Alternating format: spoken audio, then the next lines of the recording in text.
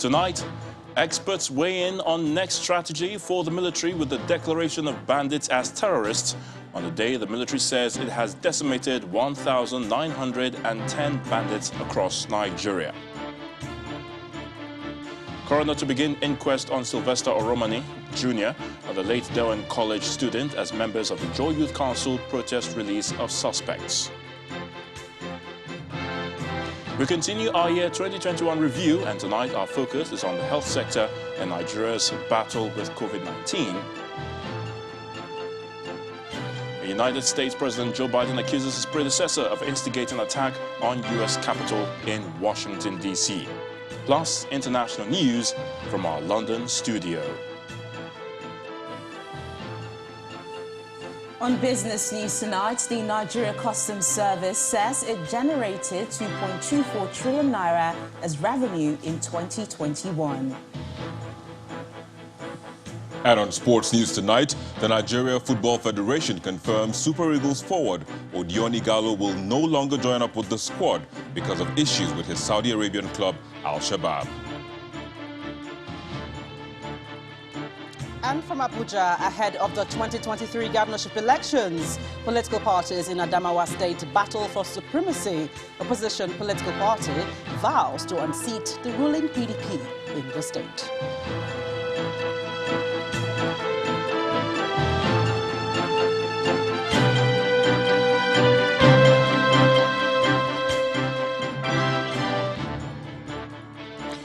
Nigeria's military has been reeling out a scorecard of its successes in various operations over the last 7 months.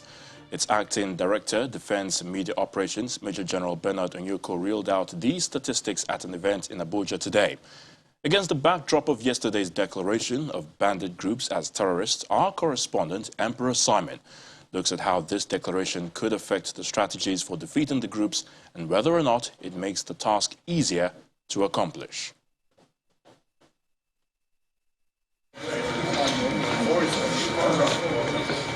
This is the first media briefing of the year under the Defense Media Operations, and the focus is the achievements of the Nigerian military between May the 20th of 2021 and January the 6th of 2022. In the last year, the Acting Director, Defense Media Operations, Major General Bernard Onyeko, gives a breakdown of the successes recorded under the various operations of the military.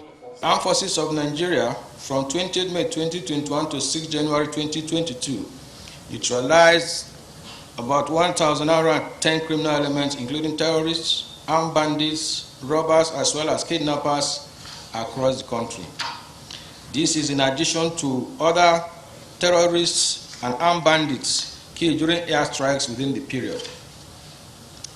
Troops rescued a total of 729 kidnapped victims across the country. A total of 24,059 terrorists and their families, comprising 5,326 adult males, 7,550 adult females, and 11,183 children, have so far surrendered to Nigerian troops in the northeast, while at least over 700 assorted arms, including cache of ammunition, have been recovered. Despite the numerous achievements by the Nigerian military, it says it will continue to sustain its onslaught against the criminal elements and ensure that peace is restored to Nigeria.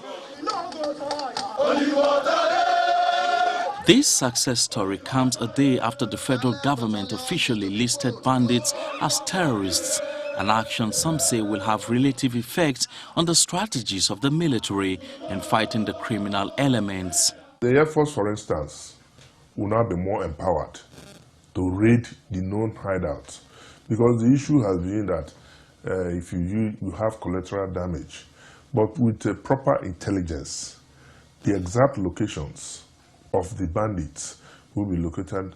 There's no way we will not have casualties or collateral damage, but to be minimal.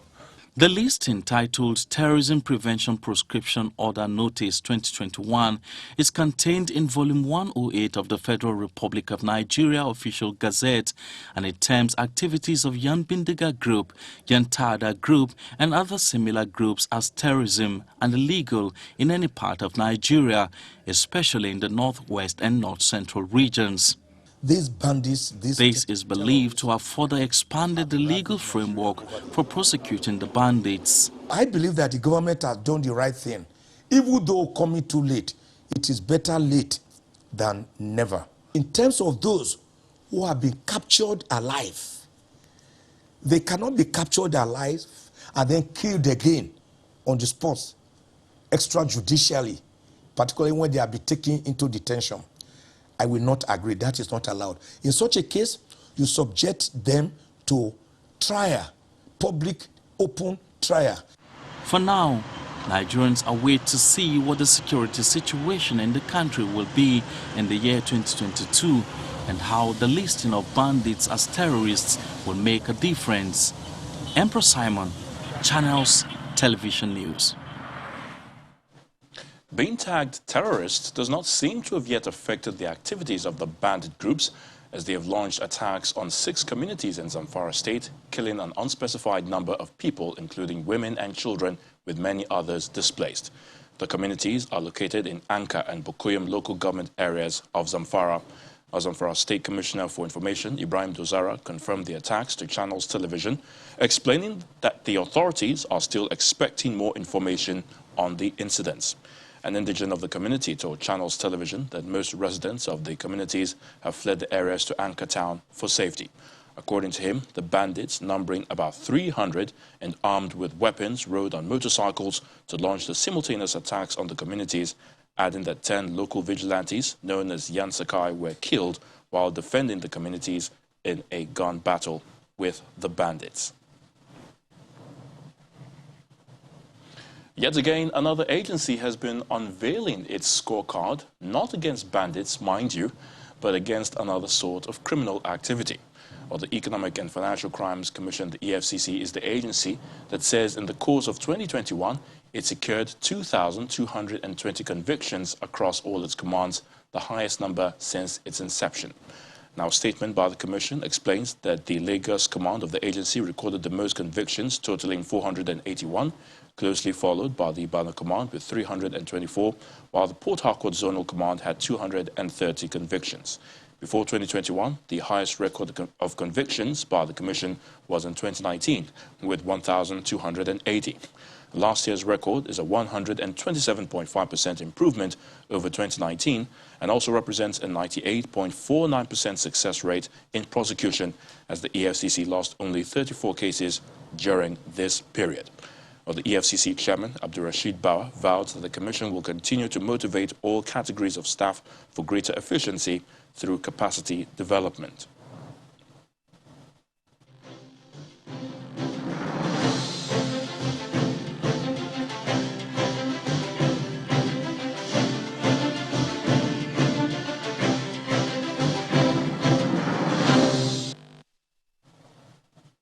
In continuation of our review of different sectors in 2021, tonight we look at health. Well, the health sector was in the spotlight most of the time, with low points and a few highs. Our correspondent, Mary Alala Yusuf, was keeping tabs on the goings-on and is here with me tonight in the studio. So, Mary, hello. Hi, how are you? Indeed, yes. So what can you tell us? What do we need to know concerning the health sector for 2021? Well, you know, for the second year running, we had to battle with COVID, contrary to some people's expectations. They thought maybe we'd be over it in 2021, but no.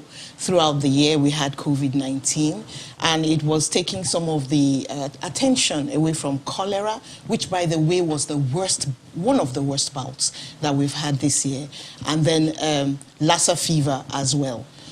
We also had 2 strikes, 2 doctor strikes in this year, and we changed our DG of NCDC. Let's watch the report.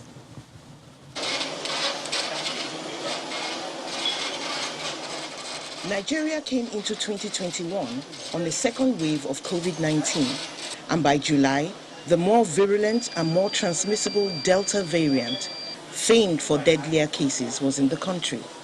And so began a third wave, starting in Lagos State, the epicenter of the disease. The first shipment of COVID-19 vaccines via the COVAX facility arrived in March and others followed, totaling up to 10 million vaccines so far. Another variant, Omicron, which some experts say is not as deadly as Delta but more transmissible, was announced in South Africa in late November. And in a matter of days, in spite of the immediate border closures against South Africa and 10 other African nations, including Nigeria, was in scores of countries, including Nigeria. Cause for concern in view of several factors: its transmissibility, the approaching Yuletide, and many Nigerians' flagrant disobedience to COVID-19 non-pharmaceutical measures. People meeting together in large numbers, traveling without masking or ensuring physical distancing, or again without getting their vaccines, makes for all of the ingredients that you need to make for a really large surge. No surprise then that Nigeria entered its fourth wave of infections in mid-December, with daily new cases in the thousands. The pace of vaccination continued to be a matter of consternation, with the percentage of those 18 years and above who had received one dose of the COVID-19 jab at 8.8%, and fully vaccinated people at 3.9% as at December the 27th. Unfortunately, the federal government had to destroy more than 1 million vaccines because they expired in storage. We had developed countries that procured these vaccines and hoarded them in their stores. At the point that they were about to expire, they were offered for donation. Currently, we have a situation where vaccines are available. In November of 2021, a new Director General, Dr. Ifedayo Adetifa, took over from Dr. Chikwe Hekwazu, who went on to be the Assistant Director General of Health Emergency Intelligence at the World Health Organization. COVID-19 may have taken center stage in 2021, but cholera was on the loose in 32 states and the FCT, with a more serious showing than the previous year. In week 50, there were over 109,000 suspected cases and over 3,000 deaths. Lassa fever also broke out, albeit on a smaller scale than 2020, with 99 deaths recorded. On a celebratory note, early in October, and for the first time ever, the WHO approved a malaria vaccine called RTSS, or Mosquirix. Community demand for the vaccine is strong. It is safe. It significantly reduces life-threatening severe malaria. A resident doctors' nationwide strike, launched on April the 1st, was suspended about 11 days later. When resumed in August, it was met with federal government's no work, no pay rule. The issues were non-payment of salaries, arrears and hazard allowances, among other things. It was called off after 9 weeks and the signing of an MOU. Doctors say some of the demands have been met, but not before the massive exodus of doctors to other countries seeking greener pastures. 2022 has all the indications of being a challenging year, given the twists and turns that the COVID-19 pandemic and other health threats have taken. To face these problems head-on, health personnel and the government must have a handshake.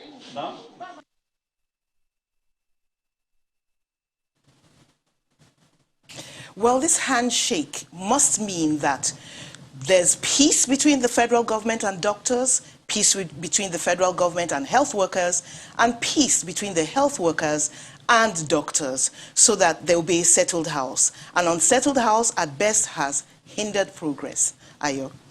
All right, many thanks, Mary Alala Yusuf, for that report there on the health sector in 2021.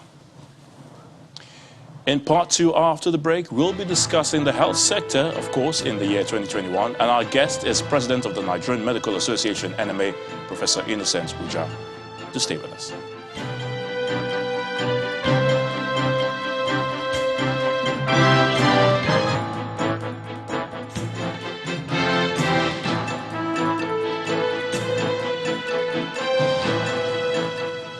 Welcome back. If you've just joined us, you are watching the News at 10 live on Channels Television Lagos. A reminder of our top stories.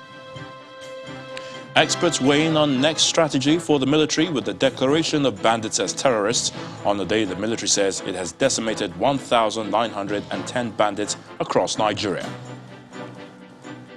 Coroner to begin inquest on Sylvester Oromoni Jr., the late Dowen College student, as members of Ijo Youth Council protest release of suspects. We continue our year 2021 review, and tonight our focus is on the health sector in Nigeria's COVID-19 battle.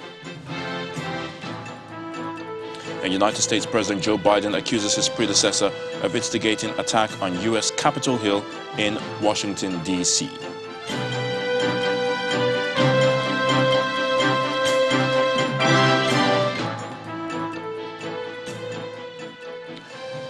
For more on our review of the health sector in 2021, we're now joined by Professor Innocent Uja, President of the Nigeria Medical Association, NMA, from our studio in Abuja. Professor, welcome to the News at 10. Thank you very much, and good evening. So let me start by asking how COVID-19 affected the health sector, positively first, then negatively in the past year, 2021. Well, let me just say Happy New Year first, and also to appreciate channels for the extensive health advocacy over the last 2 years that we were involved with the unprepared invasion of COVID-19 pandemic.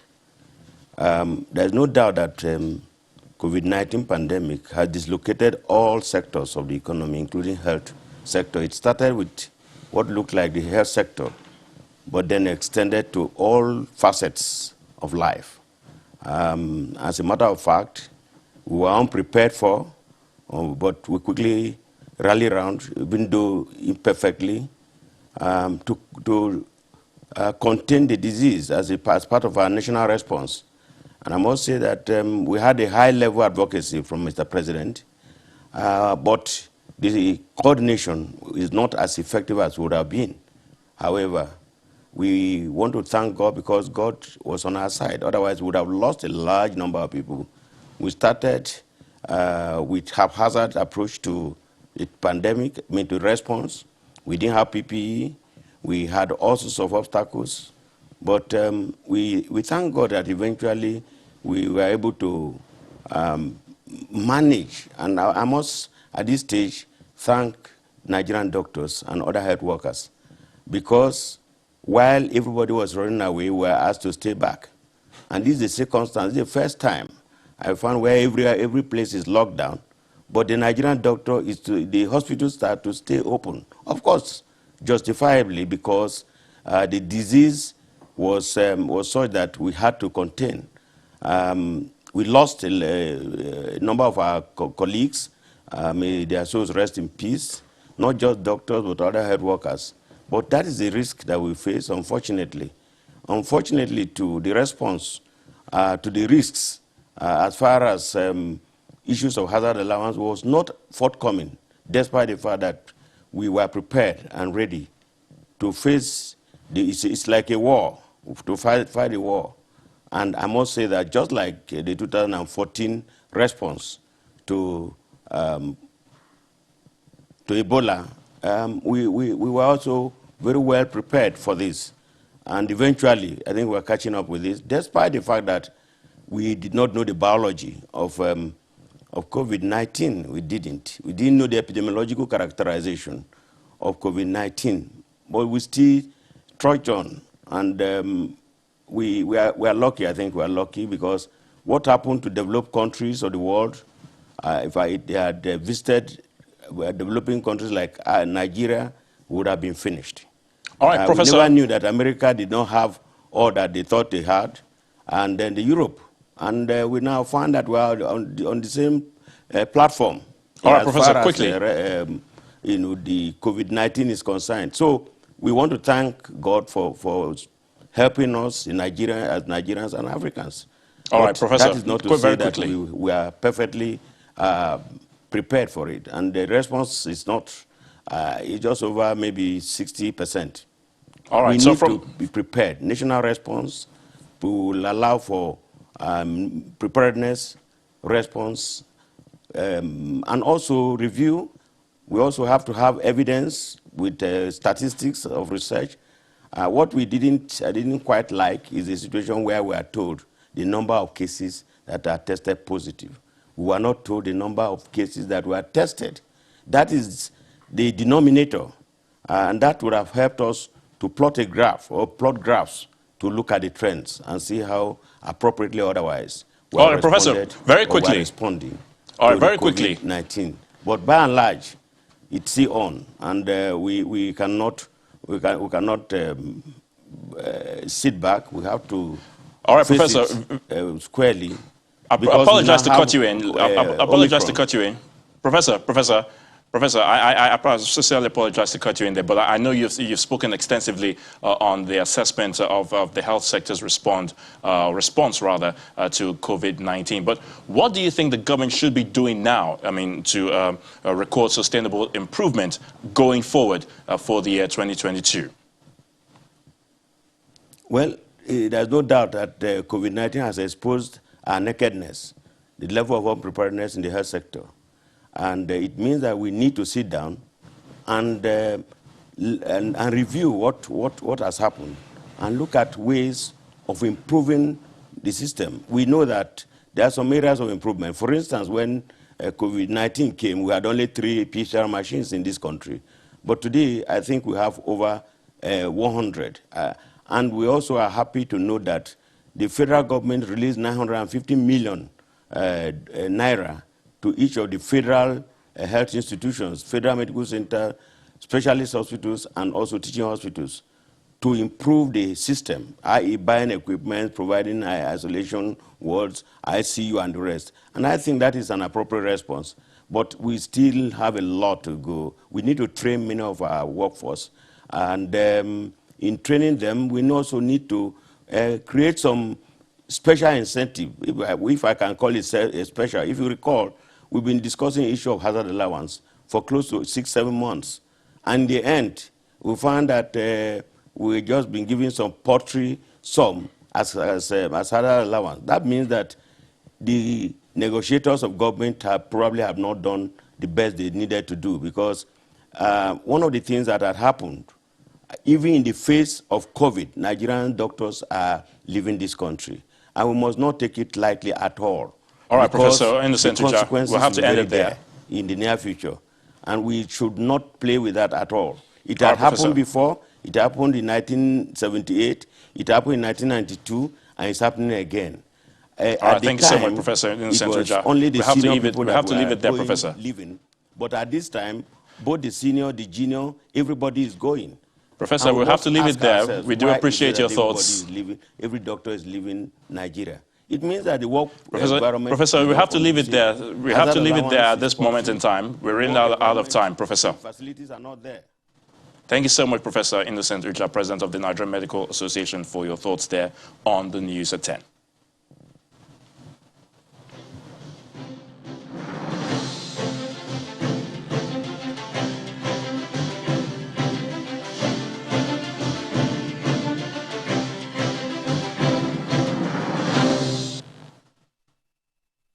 In other stories, the coroner of the Ekpe district of Lagos, Magistrate Mikhail Olukayode Kadri, has fixed Saturday, January the 15th, for the commencement of an inquest into the cause of death of the 12-year-old student of Dowen College, Lekki, Sylvester Oromoni Jr. In a letter dated January the 4th, 2022, and addressed to the law firm of Falana and Falana, the legal practitioners to the Oromoni family, the coroner says the inquest will be conducted by 9 a.m. and the hearing shall be in open court. On December the 6th, the law firm of Falana and Falana had written to the Chief Coroner of Lagos, Justice Mojisola Dada, to demand the inquest. The Lagos State government had yesterday cleared 5 students and 5 employees of Dowen College accused of complicity in the death of the 12-year-old Sylvester Oromoni Jr. Meanwhile, 24 hours after the Directorate of Public Prosecution submitted a no-case advice to the police in Lagos on the 5 students and staff of Darwin College over the death of Sylvester Romani Jr., members of the Ijaw Youth Council have staged a protest in front of the college in Lekki. Now, the placard-carrying members, dressed in Ijaw regalia, are demanding justice for the late Sylvester Romani Jr., urging the Lagos State government to allow a court of competent jurisdiction to handle the matter. They also warned the school authorities not to reopen the school as scheduled. Meanwhile, Sylvester Romani's father is demanding that the autopsy report conducted on his late son in Lagos be made public. This is not a cultural troupe. They are members of the Ijaw Youth Council Lagos chapter. Dressed in black and white, they gather at the gates of Darwin College in the Lekki area of Lagos in a show of displeasure at the circumstances that led to the death of one of their sons and the handling of the matter by the authorities. If they open this school on Monday, the whole Ijaw nation will come, we will carry our school bags, we will carry our feeding bottles, we will carry our food, we will join them in the school. They judge the case in their house, they cleared them, we will bring them here. Our son cannot die, and their own children will not walk into this school. It's not possible. It is not possible. It's not possible. We want justice. We want justice. Justice must not be done, but must be seen to be done. That's what we stand for.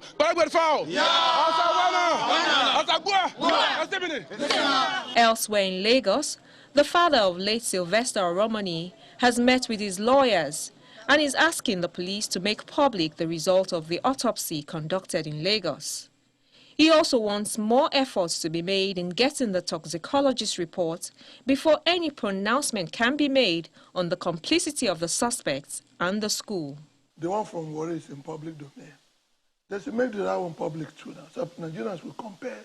It's not just telling us they are the same, they are the same. How do we know that they are the same?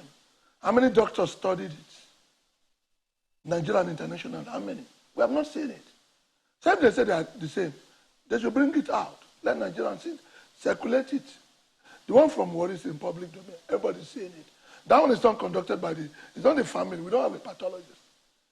It was the area commander Warri, police, that carried out the autopsy. That's why you see police stamp in all the pages.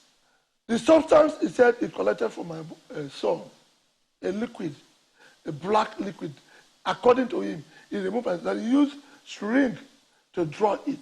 And he sent it to Warri, toxicology in, Yabaye, Lagos here, that they were waiting for that result to come out before they would know the cause of death. Have they gotten it? He also alleges that the police appears to be acting out a script. They told me they submitted a protest letter to the Attorney General of the state and the governor to send those boys back for them to complete their investigation. So within 3 days, the boys, they brought them back, completed the investigation. DPP, there is conspiracy.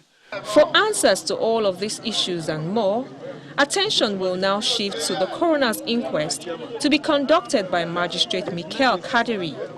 The inquest will commence on Saturday, the 15th of January. Meanwhile, the senior advocate of Nigeria, Ebun Oluwadegburuwa, believes that the case of Sylvester Romani Jr. is not over, as the DPP's advice is only based on prevailing facts. In an interview with our judicial correspondent, Shola Shoyele, Mr. Adegburuwa says the coroner's inquest may still throw up new facts which can lead to a review of the legal advice. According to him, time does not run against investigation or prosecution of criminal matters, and so the public should not think that the family has lost an opportunity to get justice. Whatever advice the DPP has given is based on prevailing facts.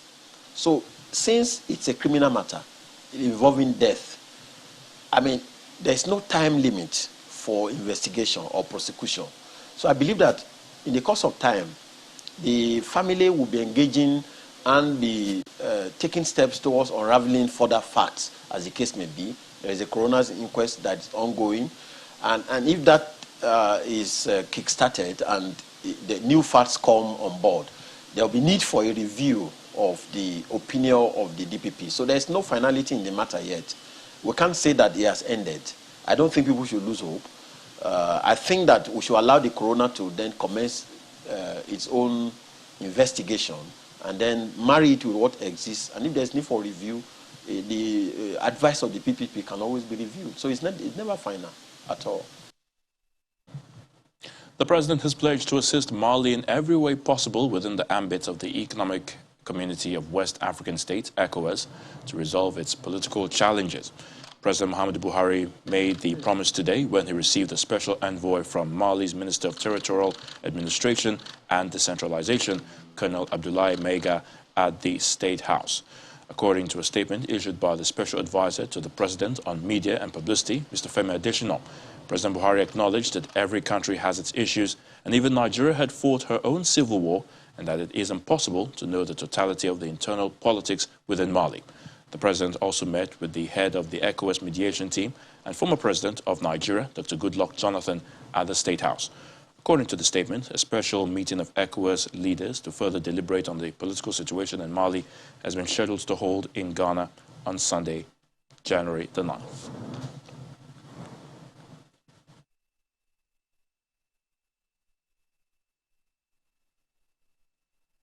It's time to head to our studio in the nation's capital of Abuja, where Gloria Umezoke is standing by. Gloria. Hello, Ayotunde. Good to see you. Well, to politics now. The State Working Committee of the People's Democratic Party in Adamawa State has passed a vote of confidence on Governor Umaru Fintiri for the achievements of his administration. According to the committee, this is in line with the PDP's campaign promises, which it says is attracting more supporters to the party. However, the All Progressives Congress in the state believes that it will recapture the Adamawa State Government House from the PDP.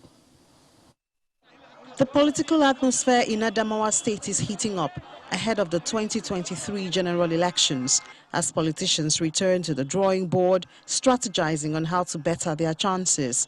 With the determination to retain power in the state, utility vehicles are handed over to party officials to enhance their movement. Political leaders assess the party's performance so far with a strong rating for Governor Umaru Fintiri. There is no any political party except PDP.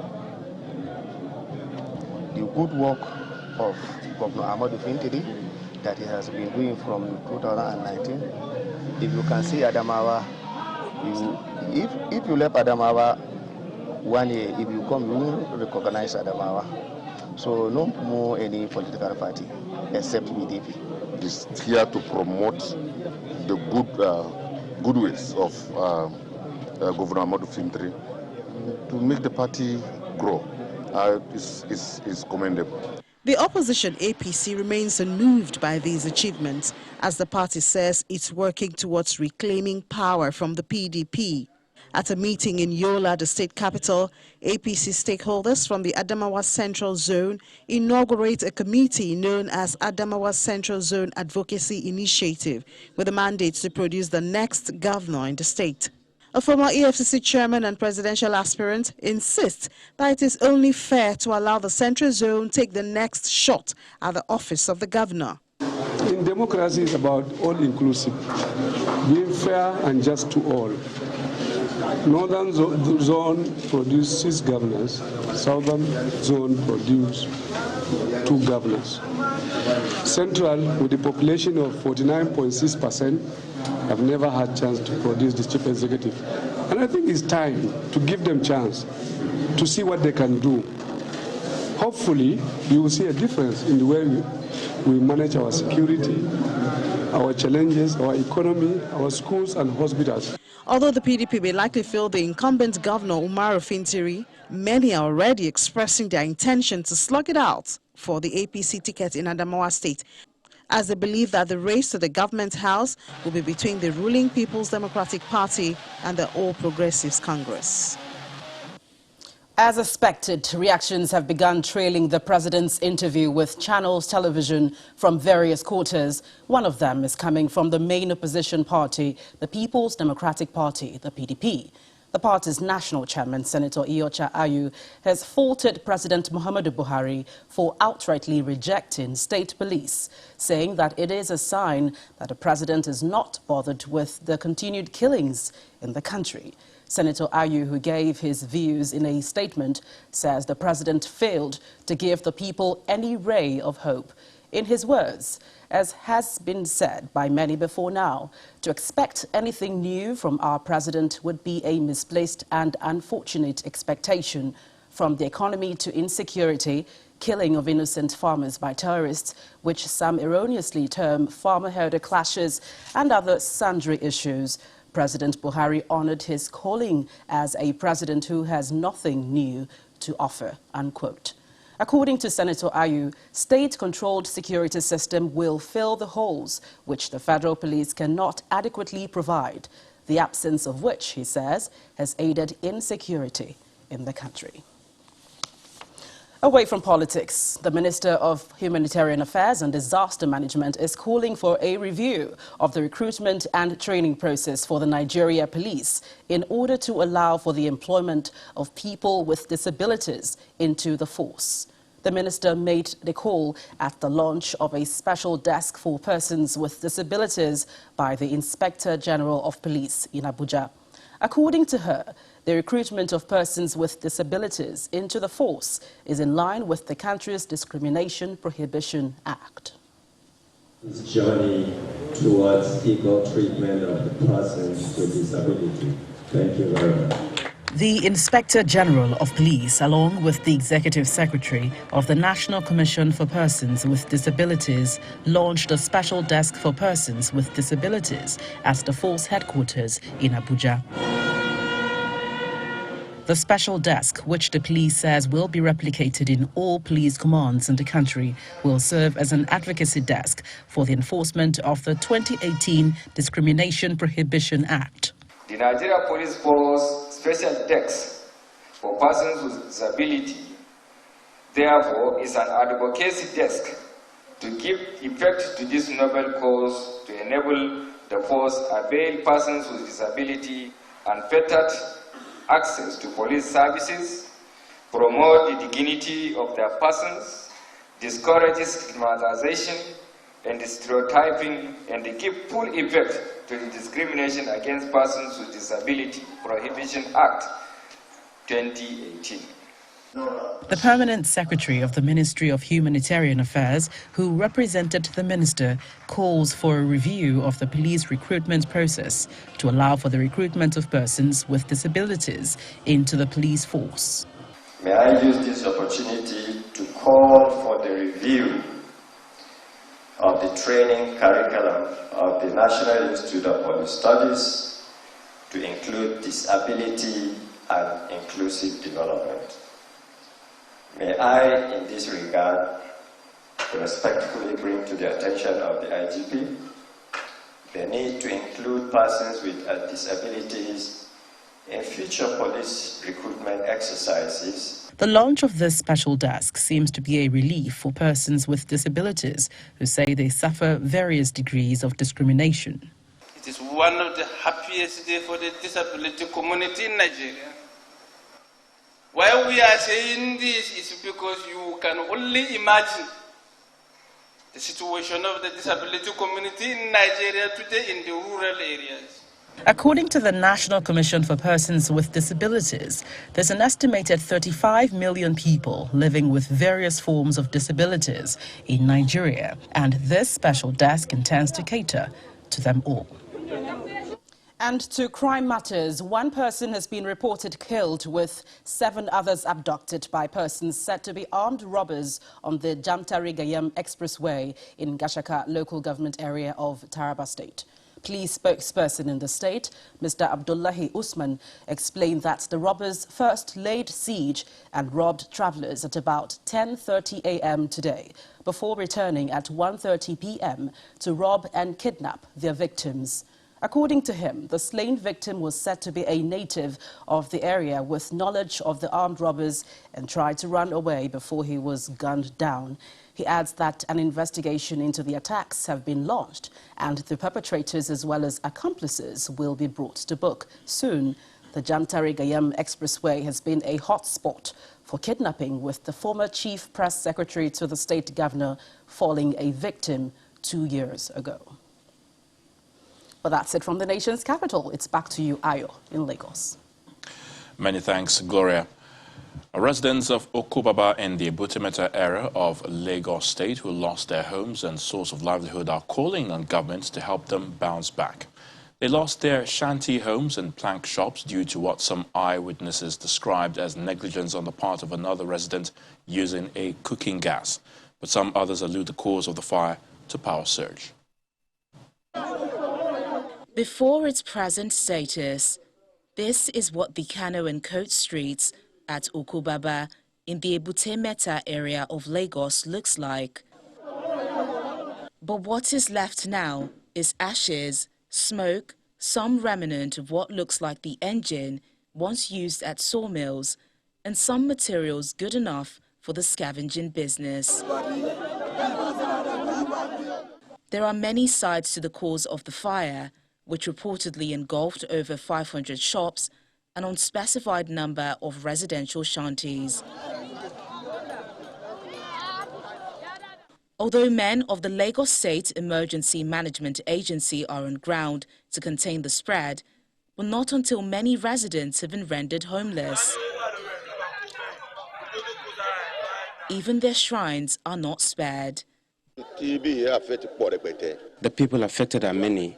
We have as many as 300 to 500 shops and an uncountable number of residentials. There are various degrees of loss. I lost at least 3 million naira. I had 4 stores and I just got some money.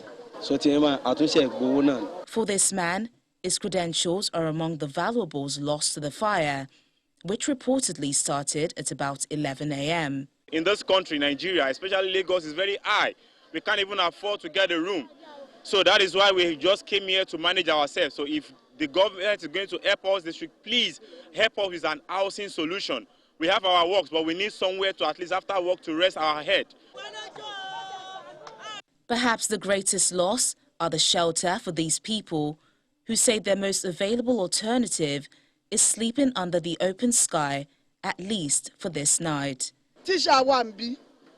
We have teachers, doctors here who leave for their homes at month end. We are saddened by what has happened.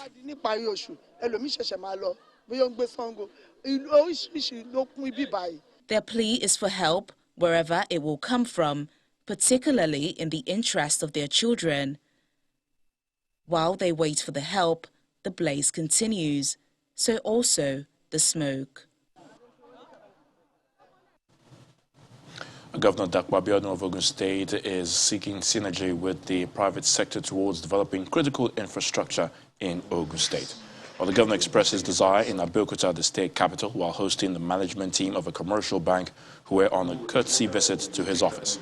His area of interest include housing, especially loan facilities for eligible and prospective residents willing to take advantage of the affordable housing projects of the state government.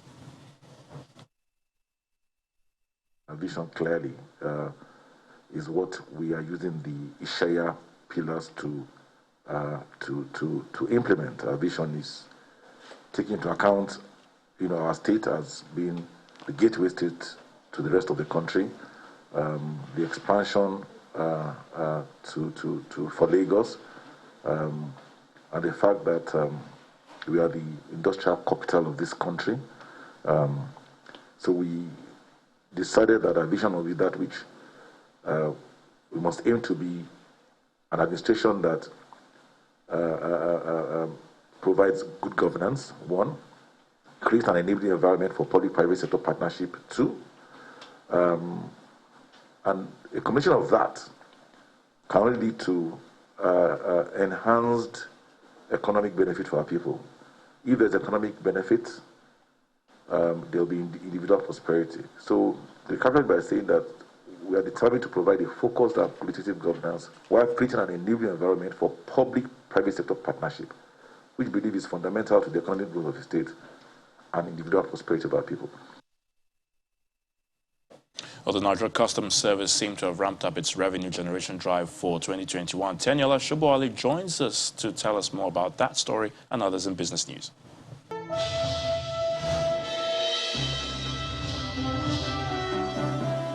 Well, that's right, Ayo. 2.24 trillion naira. That's the amount generated as revenue by the Nigeria Customs Service for the year 2021.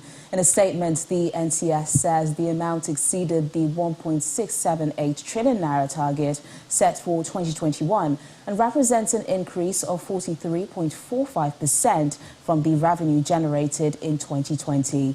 The NCS credits the rise in revenue to the organization's adaptation to changes triggered by the COVID-19 pandemic, as well as ongoing reforms in service. Meanwhile, the Manufacturers Association of Nigeria has kicked against the introduction of excise duty on carbonated soft drinks by the federal government.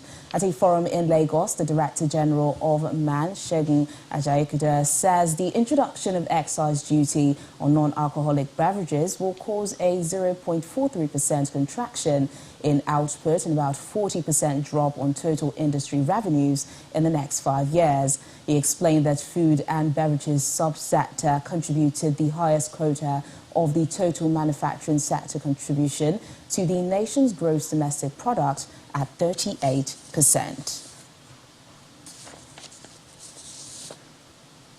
Now, the equities market extended gains for the third consecutive trading session as investors showed buy interest in shares of the newly listed Boa Foods, taking the NGX All-Share Index to a new high. Laddie Williams tells us more.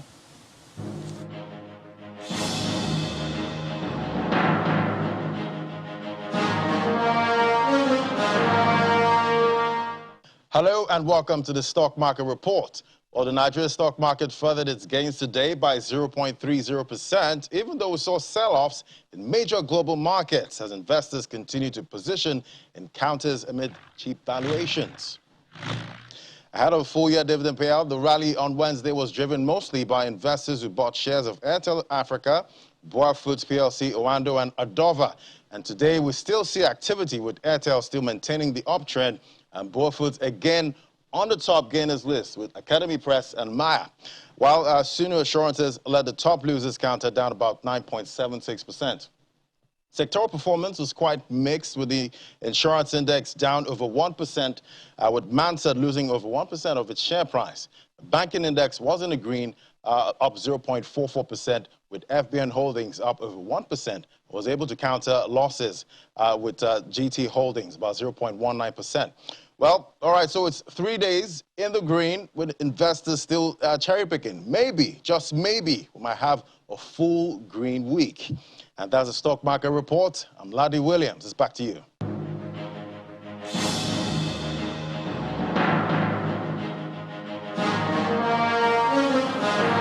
Thanks a lot, Laddie. We'll have to wait and see.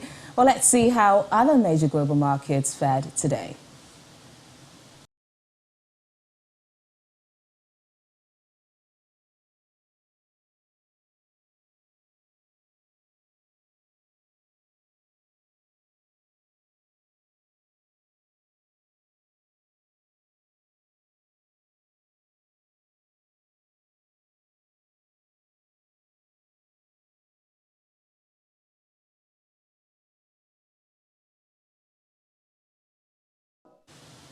And that's business news tonight. It's back to Ayo for the rest of the news at 10.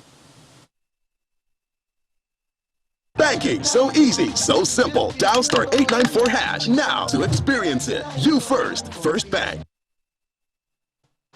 Many thanks, Teniola. U.S. President Joe Biden says rioters who stormed the U.S. Capitol on January the 6th, 2021 held a dagger at the throat of America and American democracy. President Biden accused his predecessor, Donald Trump, of spreading a web of lies about the 2020 election that led to the attack on the Congress building. Simon Pusey is here with Around the World in 5. Good evening and welcome to the Channel Studios here in London with your international news around the world in 5.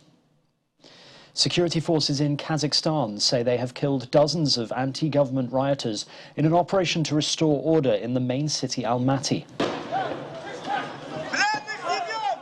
Cars were set on fire with gunshots heard ringing out around the city, while the mayor's office was also burnt by protesters. Authorities say at least 13 members of the security forces have been killed and 353 injured in the third day of unrest. Protests, which have often turned violent, were sparked by a doubling in the cost of liquefied petroleum gas. Russia is sending in troops at the request of the Kazakh president in order to help stabilize the country.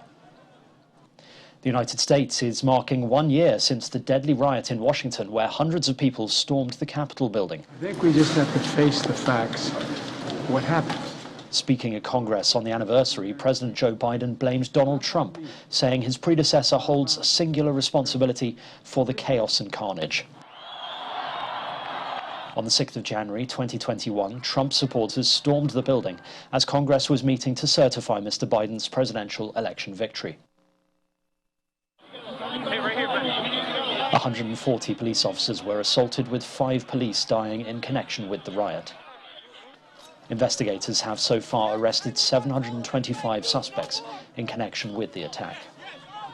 The world #1 tennis player has had his visa to enter Australia dramatically revoked on his arrival in Melbourne amid a huge backlash over a vaccine exemption.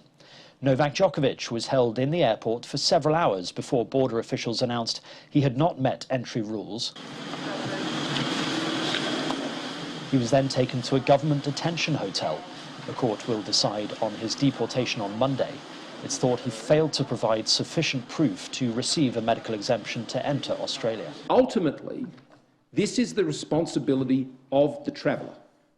It is for the traveller to be able to assert and back up their ability to come into the country consistent with our laws.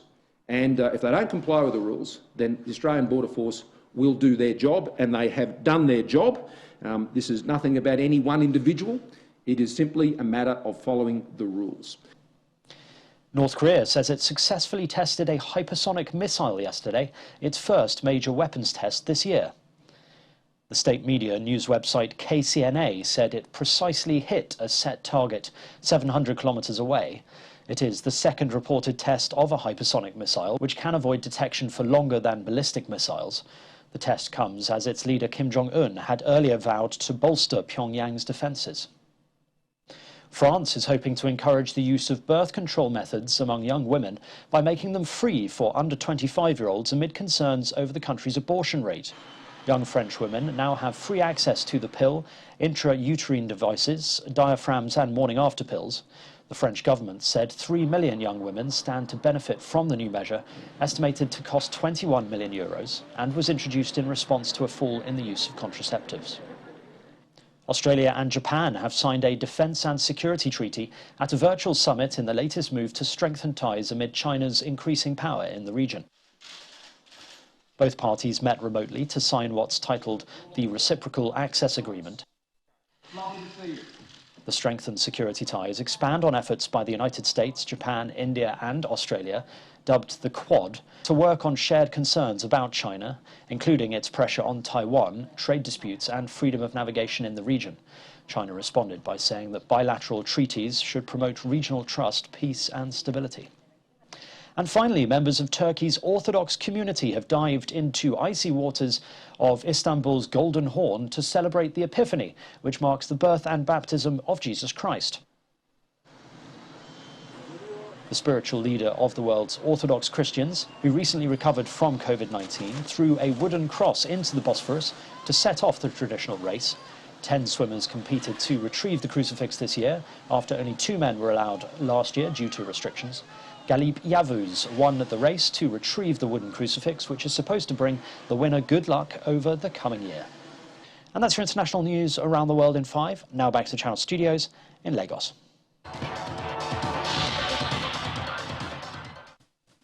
Thank you, Simon. Odion Ighalo has been ruled out of the Africa Cup of Nations in Cameroon as the Super Eagles arrived in Garoua venue of their Group D matches. According to the Nigeria Football Federation, Ighalo is no longer expected to join up with the squad because of issues with his Saudi Arabian club Al Shabaab. And Manchester City manager Pep Guardiola will miss Friday's FA Cup third-round match away to fourth-tier Swindon Town after testing positive for COVID-19. City said that Guardiola returned a positive test on Tuesday, along with assistant Juan Malilo.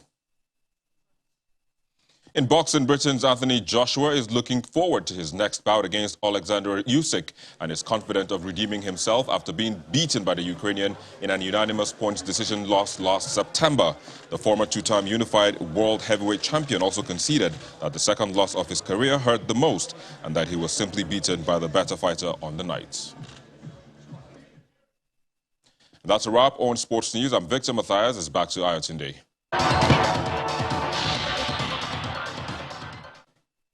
Many thanks, Victor. And the main news again. Experts today weighed in on next strategy for the military with the declaration of bandits as terrorists, just as the military said it has decimated 1,910 bandits across Nigeria. That's the news at 10. Many thanks for watching. I'm Ayotunde Balogun. On behalf of everyone here, it's good night and please stay safe.